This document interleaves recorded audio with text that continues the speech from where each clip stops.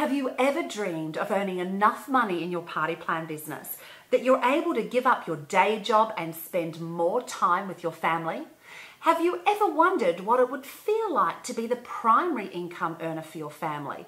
To be in a position where you, your husband, or both of you are able to leave your regular jobs and use the income from your business to create the life you've always dreamed of? If you have, then stay tuned, because today on Party Plan TV, I have the pleasure of chatting with Linda Pearce, Vice President Sales Leader with Norwex, who after 5 short years in her business became the sole income earner for her family. During our conversation, Linda shares her top tips for successfully making this transition. So grab a pen and paper, because what Linda shares here is pure gold.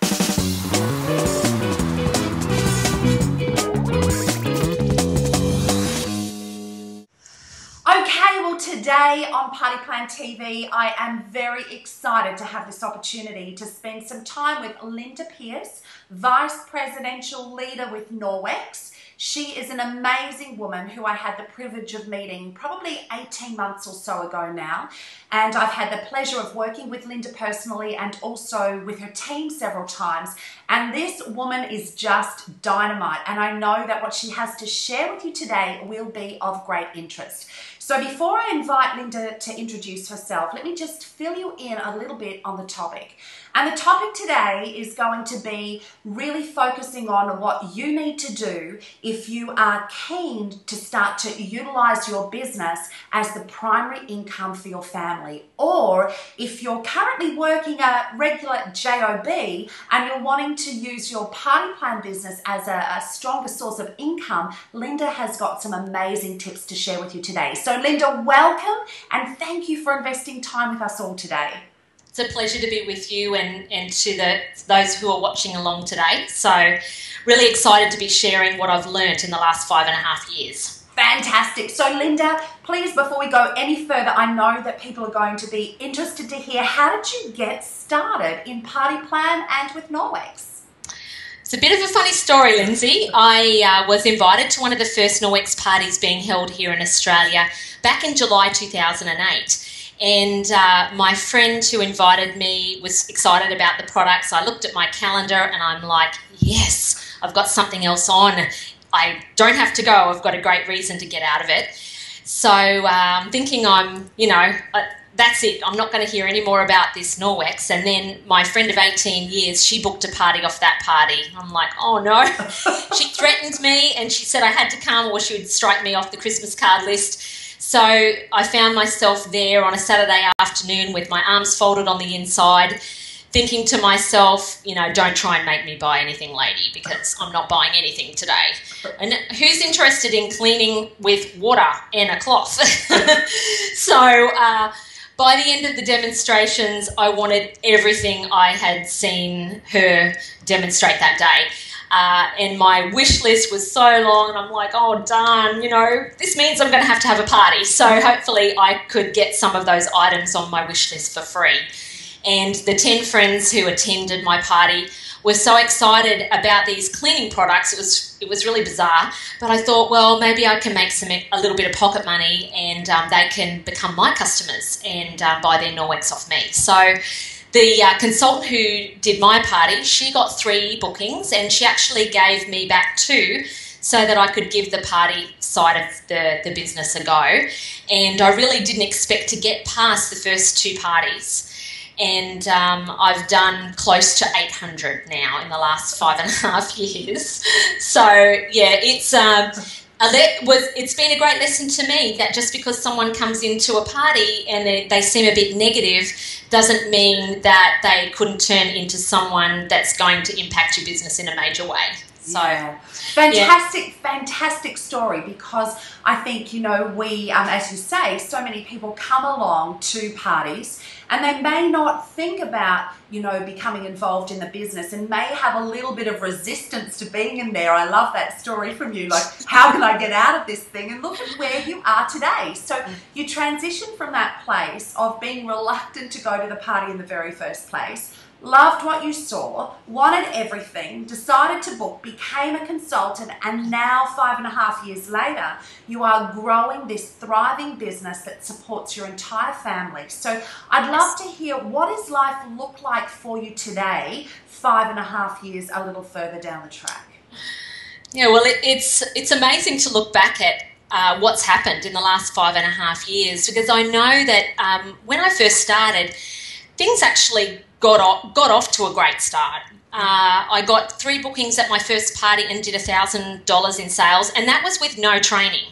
So back then, with a company that was very new here in the country, there were very few systems in place, and there really wasn't a great training schedule. So I really just shared what I had seen the consultant who did my party and my friend's party do. And so I so often hear people that say, oh, I can't come to live training, and it's sort of like an excuse for not being successful. So I kind of think I blow that excuse out of the water. But my husband and I, Peter, we started talking very early on, wow, what would it be like if we could make this big enough that you could actually leave your job?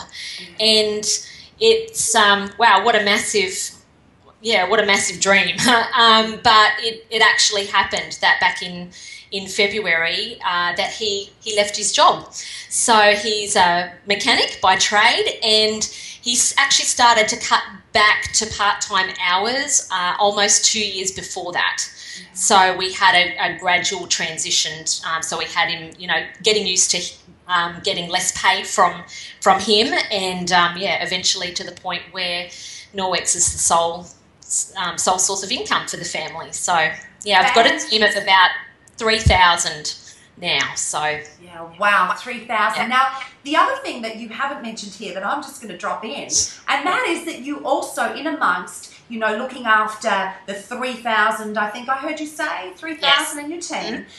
Your husband obviously is at home as well, but you made a decision to do a little homeschooling. So as if bringing your hubby back into, back home and starting to do this together, you also made that decision to do some homeschooling. So love it if you could share a little bit about that, because I know the importance of family to you too inside of all of this, Linda, and that's no mean feat, to say, hey, by the way, I'll take my child out of school and I'll do the homeschooling and run a home-based business. So fill us in, how did that work? Well, I'm very blessed in that I have a mother and a grandmother who were quite entrepreneurial, and they both ran home-based businesses. So I had seen what that looked like, and I also saw what it looked like for my mother to homeschool 4 of us for 11 years. And I actually shared with one of my closest friends about a year ago that I'd rather stick a pin in my eye than homeschool, because it is hard work, and I saw what my mum sacrificed to homeschool the 4 of us. But with our daughter, we actually have 3 children. They're 10, 12 and 14. But with our middle child, she was just struggling with school and just had quite a lot of issues with self-esteem, and we'd tried lots of different things and really felt that the last resort was the homeschooling. So because back in November I knew that Pete had a plan to leave his job in February, I thought, okay, let's just give this a go. If I don't, then I might regret not trying it and seeing if it can help her. And really glad to report that she is just doing so well, and she's so much happier, and we're seeing her growing confidence, and her self-esteem is improving too. So it's excellent, but it's certainly added an extra dimension to our lives. It's been a lot busier than we anticipated. So wouldn't be able to do it without Peter being at home. There's just no way. I actually did it for a month until he finished his job. I did it, the business and homeschooling, for the month of February, and I nearly died. I think you sent me a message, Lindsay, that said, oh, you're living the dream, and I'm thinking, this isn't the dream I was having. Oh, it's just too gorgeous.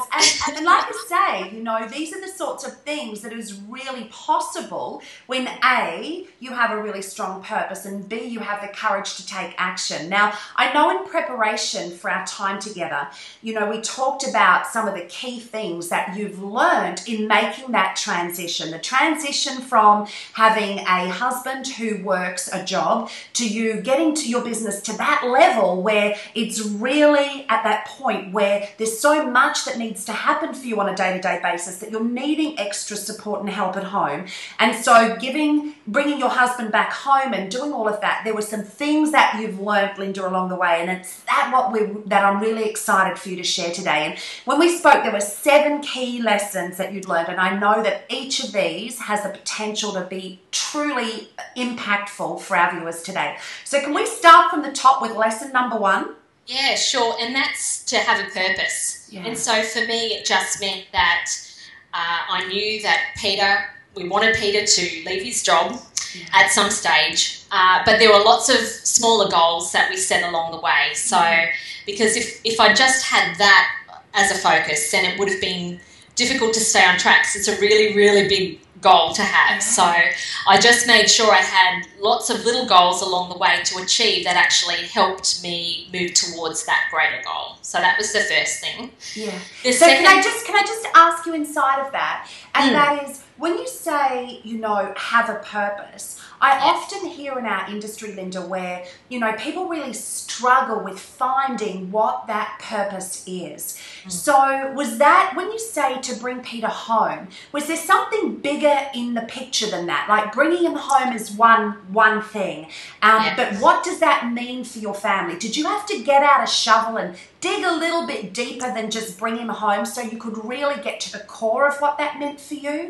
I think really it was just that he hated being a mechanic, and I didn't want him to continue for the next, 30 years in a job that he didn't like. And when you've got a mortgage and 3 children, it's not an easy matter just to change professions. Yeah. So this was a way that I could, sounds a little wrong, but to rescue him from his job. So, and I think because he was involved in that goal, it actually meant that, there was something in it for him when he was helping me. Yeah. So, and I think that that's really important for consultants and demonstrators in the party plan industry to think about, is how they can engage their partner. And it's good to show them that there's something in it for them if you're successful. Yeah, and it's really beautiful because, when you are working in a job that you really don't like, as was Peter's experience, the impact of that on the family is massive. And so I can only imagine that you have a completely different dynamic in your home environment, a much happier, a much more playful, a much more connected home environment, because Peter's a lot happier. Would that be true? Yeah, absolutely, Lindsay. And the thing that is awesome is the flexibility we have now. Yeah. So not only did I had flexibility obviously doing party plan, but we were limited at times because of his work hours. Yeah. So now we can pretty much decide to do anything we want to, whenever we want to, just depending on, the thing we're working around is the children with their schooling now. But yeah. And that's really cool. So for those who are watching this interview, if you are listening to what's been described here by Linda, the goal was to bring Peter home from a job that he absolutely hated. But when you get out a shovel and you dig a little deeper, what it gives Linda and her family is this fantastic flexibility, a much happier home environment as a result of making that happen. So as we say, know what that purpose is and peel it back just a little bit and see what the end result of your action is. And a happier home with more flexibility sounds like it's working for you and the rest of the family, yeah? If Facebook posts are anything to go by, you guys are moving around and having a ton of fun. It really is so joyous to see. Really good for you. Yeah. But Lindsay, just something else I'm just thinking of is just that those little added benefits when you're doing party plan that are just so amazing. The things that have kept me on track really along in this time have been things like not having to think about whether I can afford to buy a cup of coffee. Yeah. And go out with my friends. We just didn't have money for going to the movies and going out for a meal and going on holidays. Yeah. Holidays are actually one of my main motivations in the early days with Norwex, because the 3 family holidays we went on when I was a child, contain some of my best childhood memories. So I really wanted to be able to provide that for my children, but we just couldn't with the with our financial situation. So so I love that, and there's no way that I would want to go back to having to count every penny like we were prior to me being involved in this business. Yeah. And isn't it interesting, because one of the greatest fears that people have when it comes to stepping away from their regular job, and let's think about, right, in your situation, Linda, Peter's come home from working a regular job that pays regular income, and what I'm hearing you say is financially you've never been better off in having taken that risk, calculated risk, and having the courage to follow through. So that's just fabulous on so many counts. So what's step number 2? What's that second step number 2? Something you helped me with a lot, Lindsay, was my self-talk. Because I think it was actually one of my biggest challenges was what I was saying to myself and what I thought about myself. So just wanting to be perfect, bashing myself over the head when I got something wrong, feeling like I didn't measure up, that I wasn't hitting the mark. I compared myself to others often, and was competitive and wanted to win all the time. And if I didn't win, I remember one month we had a recruiting promotion, and I was away in Fiji on an incentive trip one of the 4 weeks of the promotion, and one of the ladies leaders in my team, she recruited 24 and I recruited 23, and I was totally gutted. Yeah. And it took me a while. I think I had a conversation with you around that time. I actually felt like such a failure. Yeah. And it's just so interesting now that it was the first time I had actually been aware of my self-talk and, just the impact what I was saying to myself was having on my life. I was actually being eaten alive by my own emotions. Yeah. So now I'm aware of what I'm saying to myself. And I'm just now getting so much better at focusing on helping my team be successful. I'm actually watching my commission statement from my team commission statement. And I think if that is bigger than it was last month, then I've done a great job. So rather than focusing on being number one seller and recruiter, that this way I feel like I am being successful, but I'm also helping my team be successful. Yeah. But I'm also just getting better at focusing on what I do right and not what I do wrong all the time. Yay for you! It's huge! And I know, you and I have spent some time, as you shared, at various stages, and we did have that conversation, and I remember it so vividly. And I also remember the real light bulb moment that you had then, and the realization that you had around how mean you were being to yourself at times, and how your self-talk and what you were telling yourself about yourself was actually getting in the way of you experiencing joy, number one, and 2, even greater levels of success in your business. And I know we've connected now several times outside, past that time, and you're in such a different place. And yet what's interesting too, Linda, is many leaders that I speak with, or leaders who are looking to step into leadership, like emerging leaders, kind of think they need to have all of that stuff sorted, and they forget that awareness is a journey, and you've got to be in the game in order to become aware. Sitting on the sidelines and kind of watching from a distance is very different to being in the game of leadership and being willing to open your eyes and your heart to what you notice about yourself along the way. So, anyone who's sitting there right now who's maybe thinking about becoming a leader, or a leader who is potentially sitting there with a big stick giving themselves a whipping because they're not being who they think they need to be, what's something you can share? Because I know you're a very open and honest, beautiful soul who doesn't mind sharing a little more, because I know you've had some challenges with that, as you've just expressed, yeah? Yeah, absolutely. And I remember you saying, Linda, you've got a 4x2 in the corner just sitting there waiting to bash yourself with. And it was so true. But I knew that if I didn't get a handle on this part of my life, that I wouldn't be able to move forward. So really it's actually really hard when you start to pay attention to what you're saying to yourself. It really upset me that I was saying those things to myself. And prior to my discussions with you, Lindsay, I actually had no idea what I had been saying to myself. It was just I'd done it for so many years. It just happened subconsciously, and so I would just encourage you to focus on what you're great at, and don't look at what other people are doing, and don't compare yourself to others. Every single person watching this video today has something special to offer. We can't all be the same.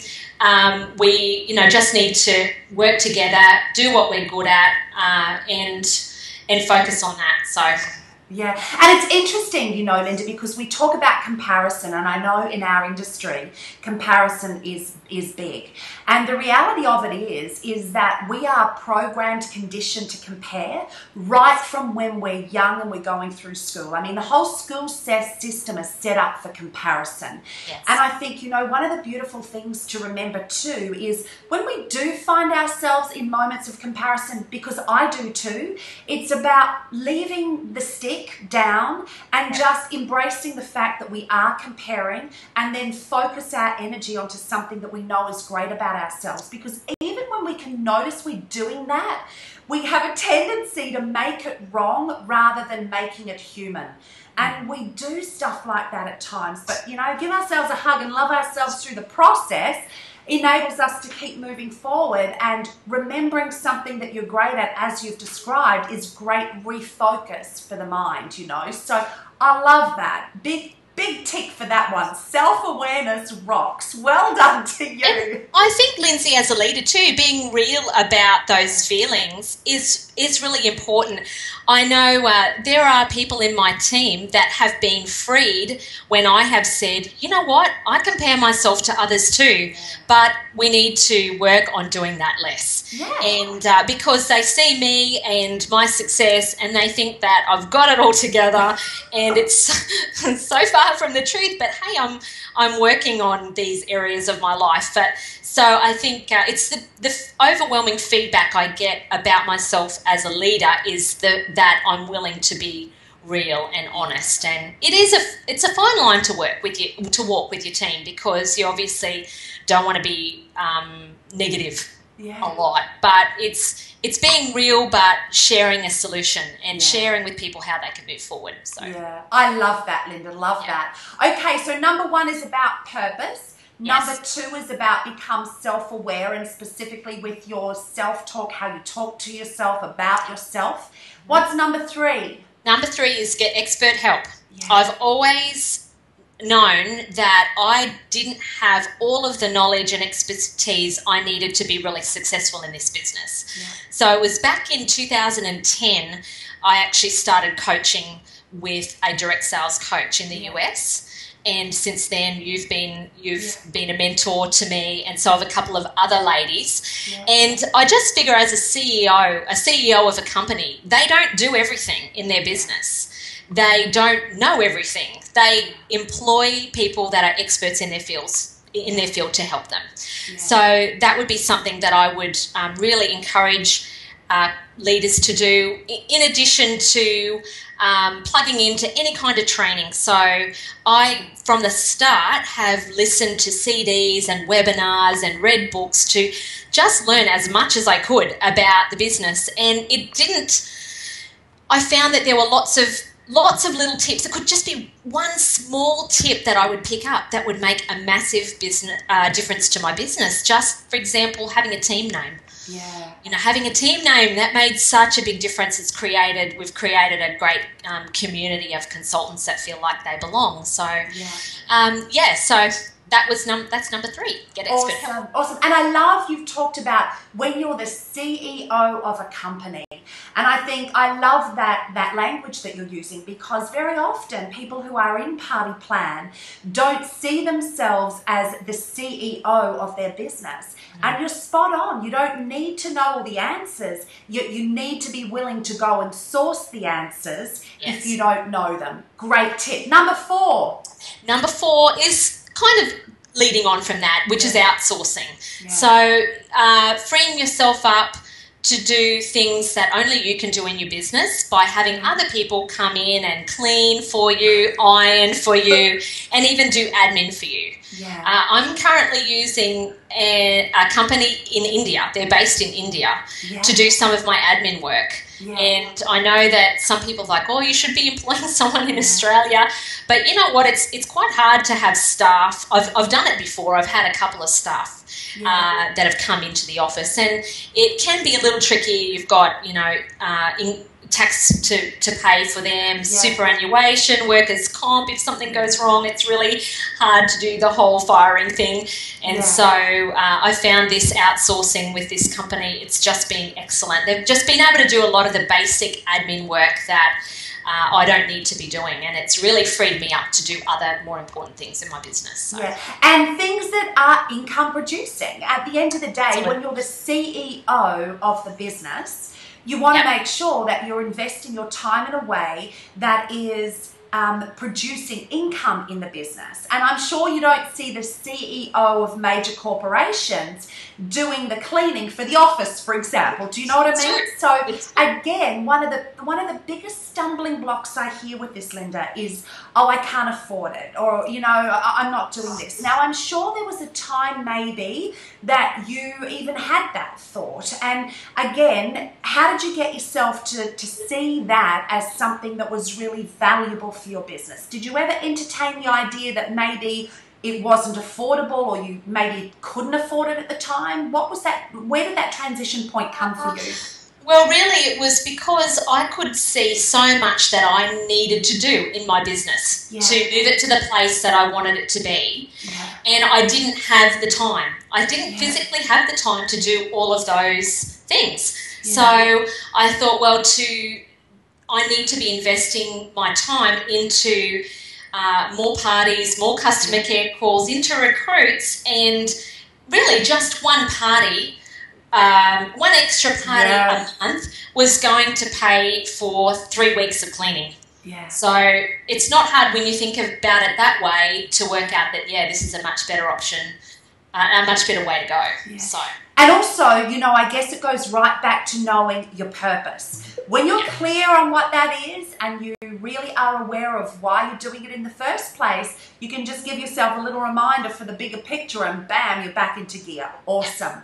Next, what was the next point that you have? Where are we up to? 1, 2. I think we've got another 3 to go. Awesome. So we're up to number 4, yes? Awesome. Number 5. Number 5. Great, number 5. So don't look back is the next point. So when you're ready to make this move to having your party plan income being your sole source of income, you need to set it up so that it's not easy to go back, that it's actually easier to go forward.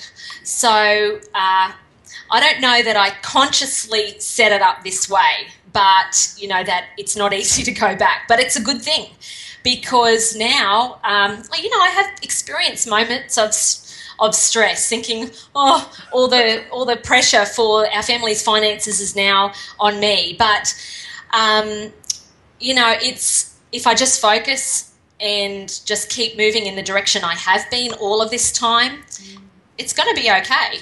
This is what I'm telling myself. It's going to be okay, and it has been okay. So, but with Peter now not working and just resigning from his job, it's not so easy to go back. And thinking about it, who would want to go back to that? To working set hours and being, confined by them and by what your boss wants. And, it's, you've got to love it. Once you've taken the step and you experience what it's like to not be working a normal job, you wouldn't want to go back.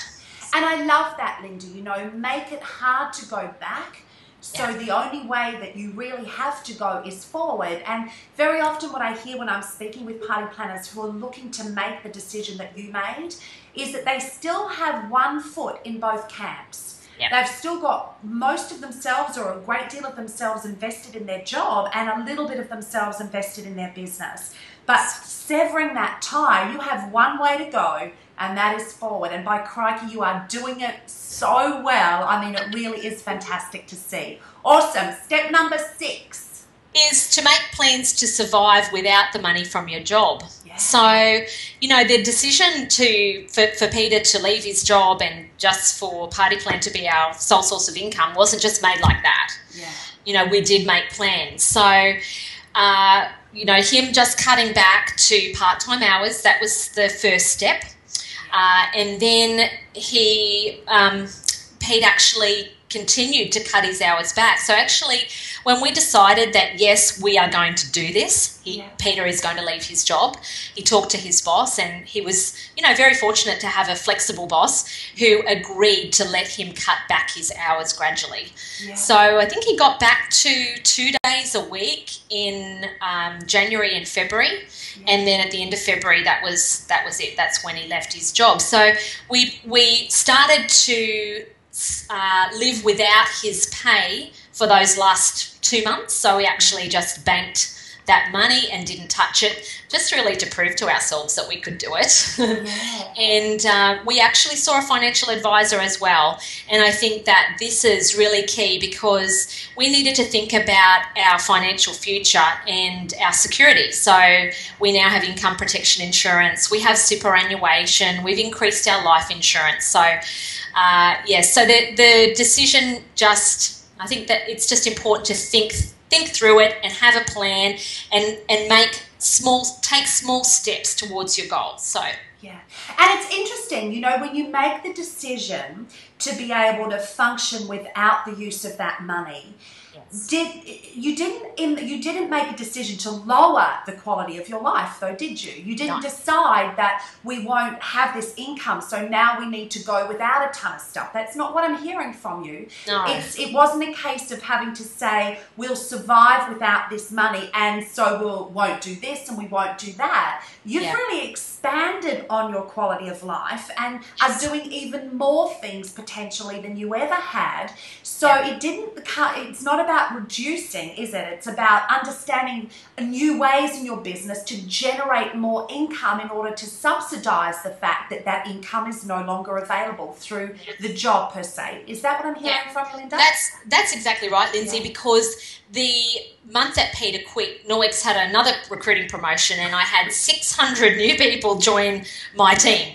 Yeah. And if Peter hadn't finished work in the February, I would not have been able to put the work into my business that I did. I had to implement a whole heap of new systems and put a whole heap more training online for all of these new people. And of course, if I hadn't been able to do that, then they may not have gotten off to such a great start and may not have been so productive. So it's, definitely for sure that we wouldn't, our income has increased since Peter has left his job. Yeah. So those few $100s a week, we're not noticing. Yeah.